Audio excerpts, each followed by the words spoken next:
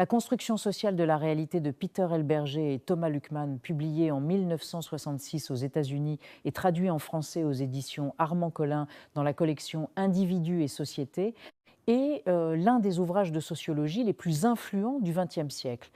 Comme le souligne Danilo Martuccelli dans son avant-propos, il fait partie de ces rares ouvrages dont on a l'impression qu'ils vous ont peu ou prou transformé, et de nombreux sociologues se rappellent avec précision du moment où ils l'ont rencontré pour la première fois. Les deux auteurs se sont rencontrés à la New School for Social Research de New York dans les années 1950, dans un milieu intellectuel marqué par l'émigration européenne.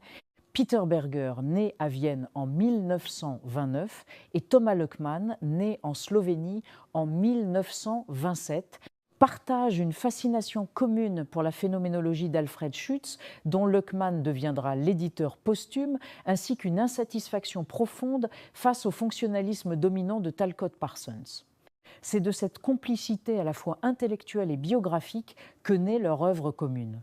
L'ambition du livre est clairement annoncée dès l'introduction: proposer une théorie sociologique capable de rendre compte du caractère duel de la société en termes de facticité objective et de signification subjective. Pour y parvenir, les auteurs élargissent radicalement le champ de la sociologie de la connaissance, jusque-là cantonné à l'histoire des idées, pour l'orienter vers la construction quotidienne de la réalité par les individus ordinaires. Le principe fondateur de l'ouvrage est à la fois simple et vertigineux. Les individus appréhendent les processus sociaux comme des réalités objectives, alors que ces réalités sont précisément le produit de leurs actions et de leurs interactions. L'ouvrage s'articule autour de deux grandes parties. La première, intitulée « La société comme réalité objective », examine comment les institutions sociales se construisent, s'objectivent et finissent par s'imposer aux individus comme des données naturelles. Les auteurs y développent trois moments dialectiques fondamentaux. L'externalisation désigne le processus par lequel l'homme projette son activité dans le monde social, créant des habitudes, des rôles et des institutions.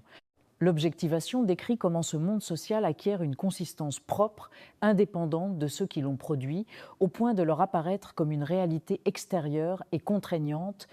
L'internalisation, enfin, est le processus par lequel l'individu réintègre ses réalités objectives comme siennes, faisant siennes les significations et les valeurs de son monde social.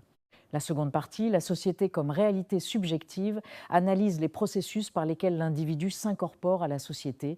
Les auteurs y développent une théorie de la socialisation en deux temps. La socialisation primaire, qui se déroule dans la prime enfance, est celle au cours de laquelle l'enfant intègre le monde social de ses proches comme le seul monde possible. La socialisation secondaire intervient tout au long de la vie adulte, lorsque l'individu intègre de nouveaux sous-mondes institutionnels, le monde professionnel, religieux, politique, qui viennent enrichir ou parfois concurrencer les acquis de la socialisation primaire. C'est dans ce cadre que les auteurs développent une théorie de l'identité construite dans une dialectique permanente entre l'individu et la société. Sur le plan théorique, l'ouvrage constitue un véritable carrefour de traditions intellectuelles. Il s'appuie principalement sur la phénoménologie de Schutz, mais convoque également Durkheim pour la réalité extérieure des faits sociaux, Mead pour la construction intersubjective de l'identité, Marx pour la dimension historique et critique de l'ordre social et Göhlen pour l'ancrage biologique de l'action humaine. Face au primat normatif du fonctionnalisme parsonien, Berger et Luckmann proposent une alternative qui préserve l'idée d'un ordre symbolique partagé tout en restituant à l'acteur sa capacité interprétative et créatrice. Traduit dans des dizaines de langues, l'ouvrage a exercé une influence considérable sur la sociologie de la connaissance, les théories de l'identité, la sociologie de la religion et les travaux sur la socialisation, inspirant des auteurs aussi différents que Habermas, Goffman ou Laïr.